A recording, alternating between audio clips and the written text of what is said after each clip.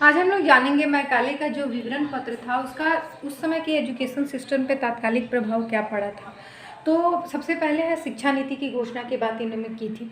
तो हम जानते हैं कि मैकाले ने बड़ी चतुरता से 1813 के आज्ञा पत्र की जो धारा 43 थी उसकी व्याख्या की, और इतने तर्कपूर्ण ढंग से इसने उसकी व्याख्या की थी कि उस समय के जो गवर्नर जनरल थे, जो लॉर्ड विलियम बेंटिक थे, उन्होंने उस पर सहमति जताई। और साथ ही साथ अंग्रेजी माध्यम को यूरोपीय ज्ञान विज्ञान की जो प्रधान शिक्षा नीति थी, मतलब कि अंग्रेजी शिक्षा रहेगा और साथ ही साथ यूरोपीय ज्ञान विज्ञान को ज़्यादा से ज़्यादा जिसमें प्रचार करने की बात की थी, उसमें ऐसी शिक्षा नीति की इन्होंने घोषणा की थी। इसके बाद अगर हम जानते हैं हंटर कमीशन है, वुड डिस्पैच है जो मैंने आपको पढ़ाया है, अगर उन शिक्षा नीतियों को देखिएगा तो वहाँ भी आप देखिएगा कि उसमें भी जो पाश्चात्य साहित्य ज्ञान विज्ञान है और साथ ही साथ अंग्रेजी शिक्षा है उसकी जो होती है हमेशा पक्ष लिया गया। तो इस नीति में ये हुआ कि ये जो शिक्षा नीति थी इसी आधार पर बाकी जो शिक्षा नीति आगे जो बनती गई वो इसी आधार पे बनती गई। उसके बाद अंग्रेजी शिक्षा प्रणाली की शुरुआत, इसके बारे में आप बहुत अच्छी तरीके से जानते हो जिस दिन से मैं आपको मैकाले का विवरण पत्र पढ़ा रही हूँ,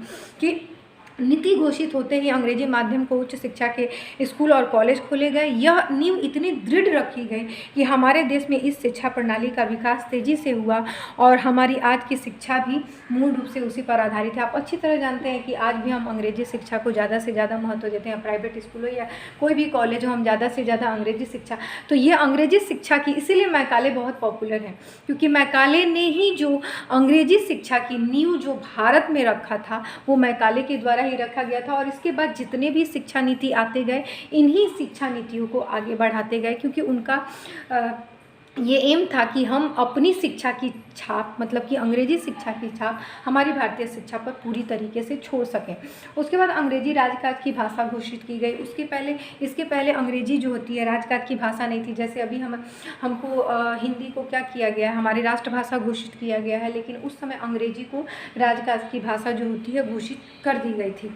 ठीक है, और मैकाले ने इसके बारे में काफ़ी तर्क दिया था और उसके लॉर्ड विलियम बेंटिक ने इसे एक्सेप्ट कर लिया था।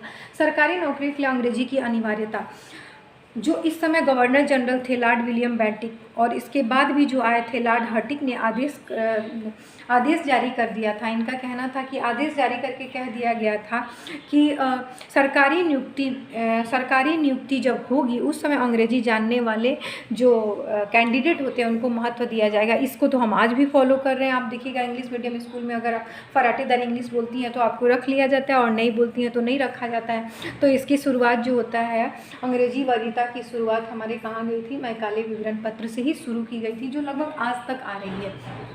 उसके बाद हम कुछ दीर्घकालीन प्रभावों को भी जानते हैं, जिसका प्रभाव देखिए ये तो है ही, उस समय तो हुआ ही लेकिन आज भी इसके रहा, लेकिन कुछ और इम्पोर्टेंट पॉइंट है जिसका प्रभाव आज तक भी हम देखने को मिलता है, क्योंकि हम मैकाले को कभी नहीं भूल सकते हैं। मैकाले जो आया अंग्रेजी की विरासत देके गया और उस अंग्रेजी को, उस शिक्षा नीति को हम आज तक नहीं हटा सके हैं। हालांकि अभी जो शिक्षा नीति आई है उसमें कुछ बदलाव किए गए हैं और भाषा का काफ़ी ऑप्शन रखा गया है, लेकिन अभी तक जो शिक्षा नीति चलती रही थी वो कहीं ना कहीं मैकाले से ही प्रभावित होकर चलती रही थी। सबसे पहले है भारतीयों को पाश्चात्य साहित्य तथा ज्ञान विज्ञान की जानकारी। मैकाले के सुझाव पर भारत में जिस अंग्रेजी माध्यम की यूरोपीय ज्ञान विज्ञान प्रधान शिक्षा की व्यवस्था की गई थी उसके द्वारा भारतीयों को पाश्चात्य साहित्य और ज्ञान विज्ञान की जानकारी हुई, जिससे हमें लाभ भी हुआ। भारत में भौतिक उन्नति का मार्ग प्रशस्त हुआ। मैकाले के समय भारतीय शिक्षा में सामाजिक व्यवहार और आध्यात्मिक विकास पर अधिक बल दिया जाता था। आप जानते हैं कि उस समय हमारे स्पिरिचुअल जो होते हैं डेवलपमेंट पर ज़्यादा ध्यान दिया जाता था। मैकाले के सुझावों पर जिस शिक्षा प्रणाली को लागू किया गया उसमें समग्र रूप से देश की उन्नति को ध्यान में रखा गया था। उससे भारत के भौतिक क्षेत्रों में बहुत उन्नति है। इसके पहले हम स्पिरिचुअल शिक्षा की बात करते थे, लेकिन इसमें वोकेशनल एजुकेशन की भी उसने बात की थी, भौतिक जगत जो होता है उसकी शिक्षा की बात की थी, तो उससे मार्ग प्रशस्त हुआ। उसके बाद भारत में सामाजिक जागरूकता का उदय हुआ।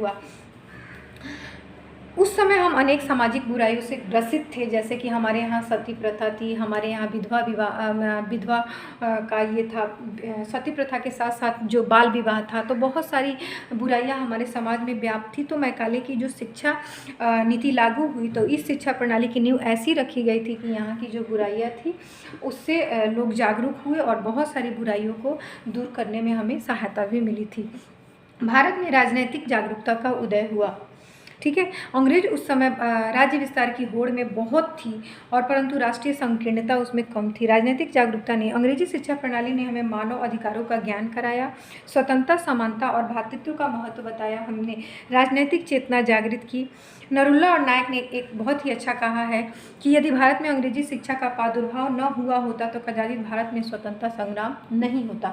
देखिए, जब पाश्चात्य साहित्य यहाँ पर आया तो बहुत सारी चीज़ें उसमें स्वतंत्रता से रिलेटेड लिखी हुई, तो यहाँ के जो ऊंचे तबके के लोग थे, जब उन्होंने उस एजुकेशन को पढ़ा तो उन्होंने लगा कि हमारे साथ तो अन्याय हो रहा है, तो उन्होंने बाकी सारे लोगों को भी अवेयर करना शुरू किया।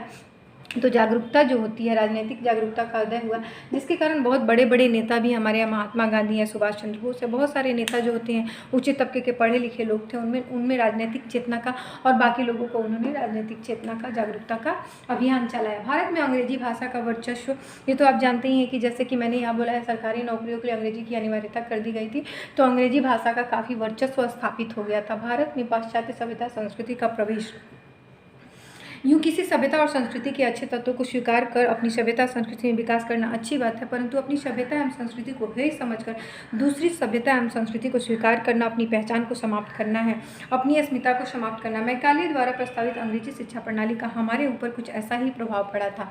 हम अपनी संस्कृति को भूल करके पाश्चात्य सभ्यता संस्कृति को अपना लिए थे। जैसे आज भी आप जानते हैं कि हम अपनी सभ्यता संस्कृति है, साड़ी है, सूट है नहीं पहन के, जीन्स है, टी शर्ट है, ये सारा चीज़ मतलब वहाँ की पूरी तरीके से हवा हमने बना लिया था। तो ये दीर्घकालिक प्रभाव है जो आज तक कायम है।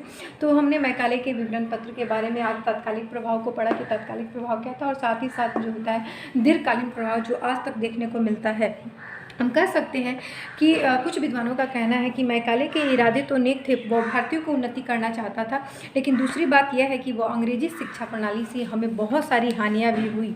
हमारे सभ्यता संस्कृति को काफ़ी कुचला गया और वहाँ की सभ्यता संस्कृति को अपनाने के लिए बल दिया गया। तो कहीं ना कहीं ये अंग्रेजी शिक्षा प्रणाली हमारी शिक्षा प्रणाली पर पूरी तरीके से थोपा गया था, जो बहुत सही नहीं था। लेकिन फिर भी हर सिक्के के दो पहलू होते हैं, वैसे ही जो मैकाले का विवरण पत्र है उसके कुछ गुण भी हैं और दोष भी हैं, और ये एक बहुत माइलस्टोन साबित हुआ हमारी शिक्षा प्रणाली में। जो आप ये सारे पॉइंट अगर आज के एजुकेशन में देखिएगा तो आज भी ये लागू हैं, तो ये एक माइलस्टोन के रूप में माना जा सकता है मैकाले का विवरण पत्र। इसके बाद जितने भी शिक्षा नीतियाँ बनी, मैकाले के विवरण पत्र को ही थोड़ा थोड़ा मॉडिफाइड करके आगे बढ़ाती रही हैं। तो कुछ प्लस पॉइंट थे, कुछ माइनस पॉइंट थे, लेकिन हमारा जो एजुकेशन सिस्टम है उस पर आज भी मैकाले के विवरण पत्र का प्रभाव देखने को मिलता है। इसी के साथ आज मैकाले का विवरण पत्र समाप्त होता है। Thank you so much.